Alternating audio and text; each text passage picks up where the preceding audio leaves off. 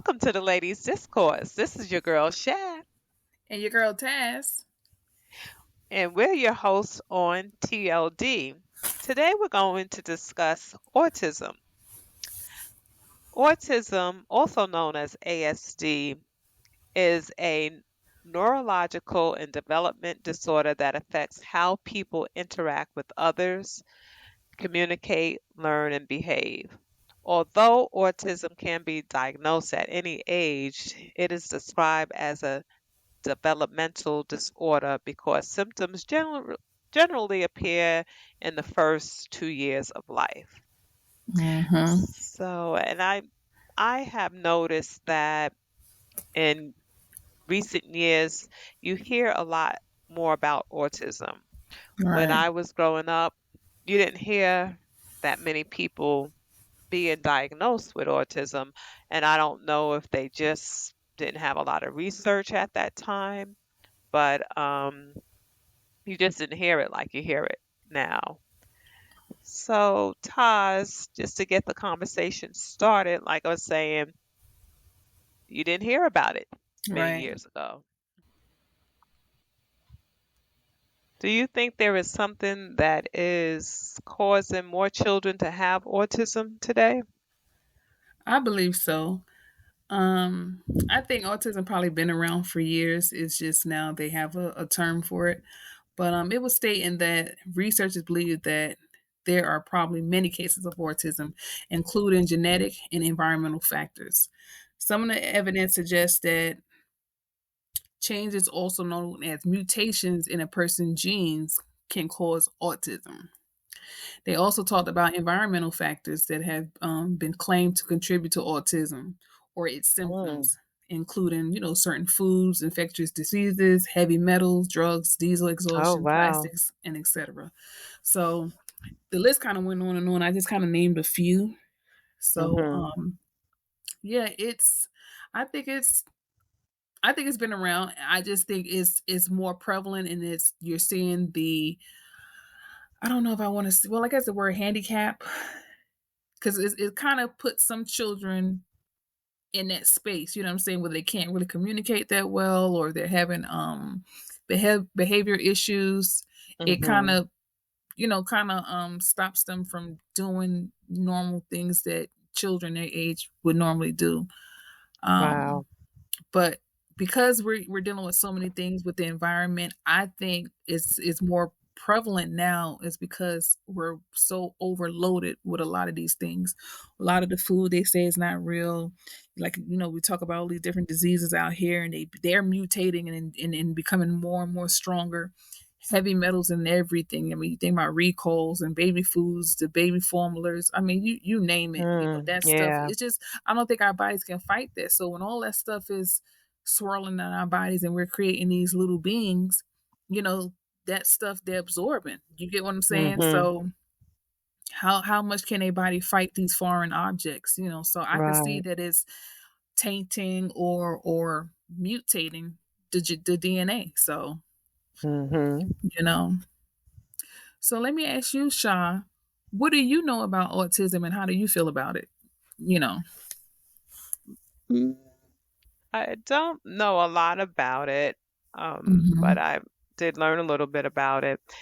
And like I said, it's a spectrum disorder, so it refers to a broad range of conditions characterized by challenges with social skills, repetitive behaviors, speech, and nonverbal communication. And according to the CDC, autism affects an estimated 1 in 36 children in the United States. I don't And believe it. that's And it's that's probably a more than lot. that. It could be, Right. yes. Because you're talking about every 36 children, one has it. So I believe it's more than that. Wow. Hmm. And because autism is a spectrum disorder, each person with autism has a distinct set of strengths and challenges. The Hmm. ways in which a person with autism learns, thinks, and problem solves can range from highly skilled to severely challenged. So, I was talking to a friend of mine who she helps care for her cousin that had autism. I had to call her and see what she had to make sure it was autism, and she said she does have a form of autism. But I Mm-hmm. just wanted to point out that I think she's 55, and she's able to live on her own. She lives by Mm-hmm. herself. And like we were saying, there's different degrees of it. Right. But she lives on her own. But my friend, she does help with her prepping of her meals and stuff like that. She's not able to cook. So, but she's very number oriented, and she could memorize things very well. Mm-hmm. So just wanted to touch on that, because to give some optimism to it, that she is able to live on her own. Right. And Yeah. who's to say, like I said again, they're quick to put labels on us. And, you know, who's not to say that it's just not, these children are just coming out so advanced. You get what I'm saying? Hmm. It could be just, think about it. You know how when you think about how you sometimes you be thinking real fast, just imagine if their brains are going so fast they can't articulate what they're saying, Hmm. to get it to come Yeah. out, or, and when they do, it sounds muffled. I mean, hey, I fumble over things all the time. Forgive me, guys. But just think about it. They're trying to catch up with their brain and then trying to Hmm. verbalize it. So it may come off like they're talking, like what are they saying, or why they're mumbling, or, why they're not making sense. But, I think we may need, just because some of them are very, very intelligent, we may Hmm. have to look Yeah. at it from a whole nother different standpoint versus that it's being something more, and I want to say a handicap, but it may not be. It may be that these kids are gifted and they just Hmm. need to find ways to express themselves, whether it's taking time to talk or taking time to get their brain to slow down or whatever. You know what I'm saying? I'm just kind of throwing it out there, but we'd be surprised. It's probably more of an intellectual than anything than a lack of. Hmm. You know, Yeah. um, Yeah. Are there treatments available for autism? uh, yes, from what I've looked up, and like where I live, we even have a lot of facilities just around where I'm staying, up the street, around the corner, where they have different clinics and stuff. That probably, just like speech therapy, where they can go and probably get those type of treatments. But yes, the treatments for us autism are, like you mentioned, for behavioral therapy. They got behavioral therapy, speech language therapy.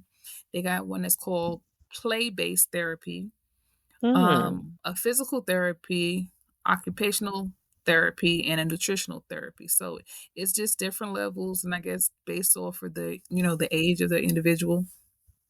But yeah, these clinics and these different locations are set up, and just depending on where you are on the spectrum with autism, where you will fall in that category, whether it's behavioral, speech, play, and so on and so Mhm. forth.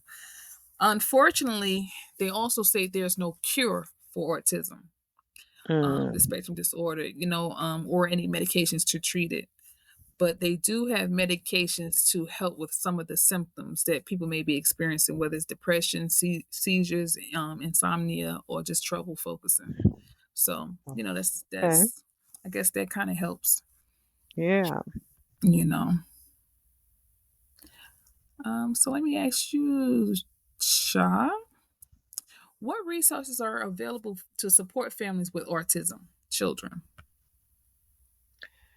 They have a variety of different support groups to help individuals with autism or the caregiver of an individual with autism. These support groups help the caregiver, for example, not to feel so isolated. People in the support group may share different strategies to help deal with certain difficult situations.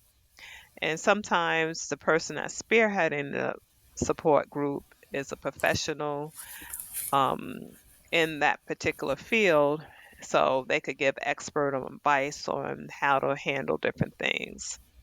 And it allows the participants of the group to let out certain frustrations to a group of people Mhm. that truly understands what they're going through.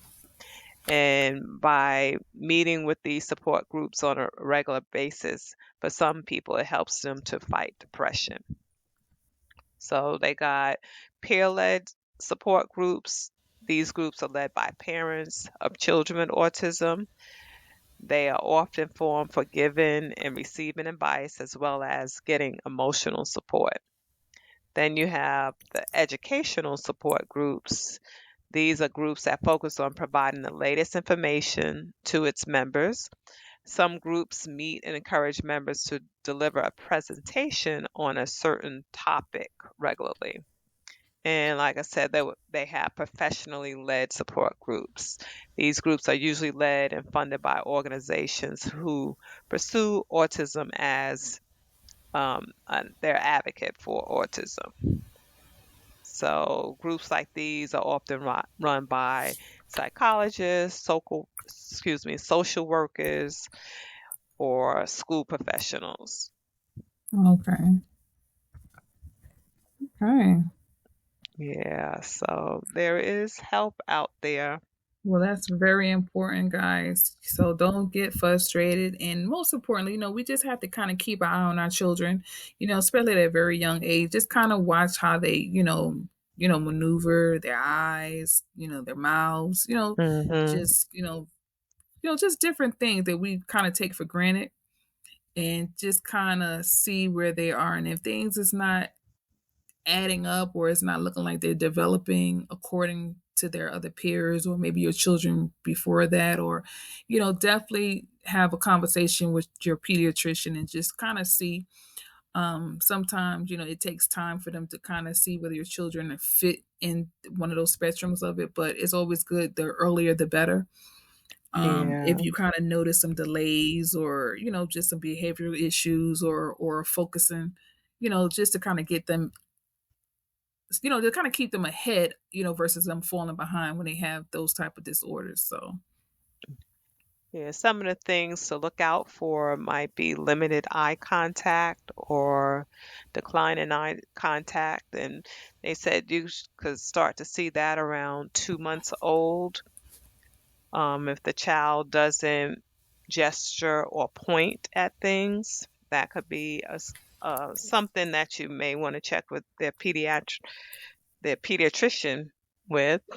Um, Absence of joint attention, and that's like if you are pointing to something and they don't follow your finger to see what you're pointing right, to. right, And if you're calling the child's name and by 6 and they don't respond, but usually by 6 months a infant will recognize their name, especially if their mother is calling them.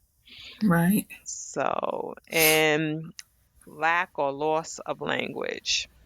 If a child isn't saying single words by 16 months or isn't using two-word phrases by age 2, it's a good idea to talk with a pediatrician. right. And guys, don't panic, because you got to remember every child is different, and we're in Mhm. a a stage in our lives where a lot of environmental things do play a part. Family dynamics. It's a lot, so you just have to pay attention. Some children can be dealing with hearing loss, or maybe something's going on with their vision, or it could be a number of things. So that's why it's just Mhm. good to kind of pay attention and don't always assume that it is autism, but Right. do not also dismiss it either. But you just have to pay attention and just kind of keep a track of what's going on, and what you're noticing. And like I said, the earliest the better. They said that there's 3 levels of autism, the spectrum disorder. And I just want to kind of go over that level for those who don't know. Level 1 is called requiring support. I don't know if you went over that, Shaw. Did you? No, I did not. Okay. Level 2 is requiring substantial support. Level 3 is requiring very substantial support. So I guess, again, it's probably depending on what they're dealing with, whether it's speech therapy, physical. Um, I guess that's where they'll fall into it. So that's one thing to know. And I'm trying to think, is there anything else that we can give you guys? Do you have anything else, Shaw? Mm, no, I think that's it. Okay. So, you Hold have on any 1 minute. Let's thoughts see. on maybe different agencies that individuals could contact? Please put that in the comments Right. because, Yeah. Anything that you know, resources, people that you know that are dealing with those things. Like I said, don't give up on them. Have patience and just learn as much as you can about the disorder and just find ways to help them through it or, like I said, maybe even come out of it because I don't think, nothing has to be permanent, just depending, I guess, the level. hmm But some people come out fine, like you just mentioned earlier, your friend and her cousin. Some people go on to live normal lives once they get the help and support that they need. hmm Um, but again, I'm gonna stress important, important, important. Catch it as early as you can. Do not sit on something and just think, oh well, they're young, they're little. No, the earlier the better because that just kind of helps them, learn and to develop, and so they don't get frustrated on top of the disorder that they have. But all right, guys. Well, this is going to be a short one. We just kind of wanted to touch autism a little bit. It's a lot out there. Don't forget, it's tons of agencies. Shar had went over a few, um, and resources out there. 211. I always like to throw that out there. And like I said, just speak to your local schools, pediatricians, friends and family who are dealing with that, and just kind of get some of those questions to answers or just see some of the things that they're doing to cope and to help their loved one with the disorder. hmm But okay, guys, well that sums up tonight's show. And I would like to thank everyone. Please don't forget to like, share, comment, and subscribe, as always. Thank you.